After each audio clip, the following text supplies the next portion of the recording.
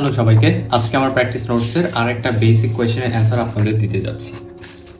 So আমি একটা জিনিস সবসময় বলি বা আমি নিজে পার্সোনালি করে থাকি, সেটা হচ্ছে কোনো একটা ট্রেড আমি যদি সেই ট্রেডটা উইন হই অথবা আমি যদি ট্রেডটা লস করি, কেন উইন হলাম কেন লস করলাম এই ওয়াইয়ের অ্যান্সারটা আমি সবসময় দেওয়ার চেষ্টা করি। ওয়াই, যে কেন আমার এখানে লস হলো বা কেন আমার এখানে প্রফিট হলো, এইটার অ্যান্সার যদি আমি না দিতে পারি তাহলে বুঝবো যে আমি এখানে গ্যামলিং করেছি।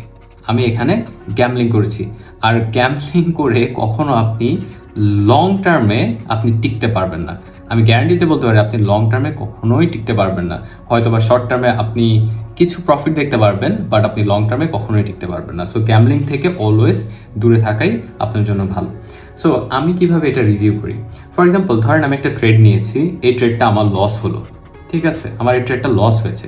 তো তখন আমি কি করব, আমি যেটা করি তখন আমার লস হওয়ার কারণটা কি, এর প্রথম কারণ হচ্ছে আমি কি বেসিক্স ফলো করেছিলাম কিনা। আমি কি ধরেন যে বেসিক্স বলতে আমি কি বুঝি, ধরেন যে আমি কি সাপোর্টে বাই করেছিলাম, রেজিস্ট্যান্সে সেল করেছিলাম কিনা, আমি কি ক্যান্ডেল স্টিক্স বুঝে কাজ করেছিলাম কিনা, আমি কি চার্ট প্যাটার্ন বুঝে কাজ করেছিলাম কিনা।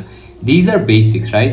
আমি যে ইন্ডিকেটার্সগুলো ইউজ করেছি সেই ইন্ডিকেটার্সগুলো কি আমার অ্যাকচুয়াল যে ফান্ডামেন্টাল যে সেট আপ ছিল সেটার সাথে যাচ্ছিল কিনা, অথবা আমি যখন ট্রেডটা নিয়েছিলাম আমি কি ইমোশনালি অনেক অ্যাটাচ ছিলাম কিনা, আমি যে ইমোশনালি অনেক ড্রেন ছিলাম কিনা, আমার ইমোশন কোথায় ছিল, আমার সাইকোলজিক্যাল লেভেল ঠিক ছিল কিনা, আমি কি সেটা একটা সাইকোলজিক্যাল লেভেল অথবা সাইকোলজিক্যাল প্রাইস আমি এক্সিট দিতে পেরেছিলাম কিনা বা এন্ট্রি নিতে পেরেছিলাম কিনা।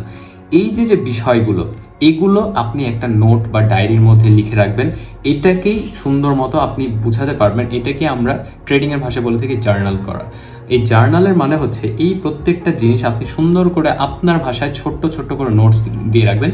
কেন আপনি এখানে লস করলেন, কেন আপনি এখানে প্রফিট করলেন, কেন আপনার আর এই 1:2 হলো না, আপনার কেন এখানে আপনার স্টপ লসের পর পজিশন বেশি ছিল, আপনার কেন এখানে লট সাইজ বেশি ছিল। আপনার এগুলো যদি আপনি না বুঝে থাকেন বা না লিখে রাখেন তাহলে লং টার্মে আপনার জন্য সাস্টেইন করাটা খুবই ডিফিকাল্ট।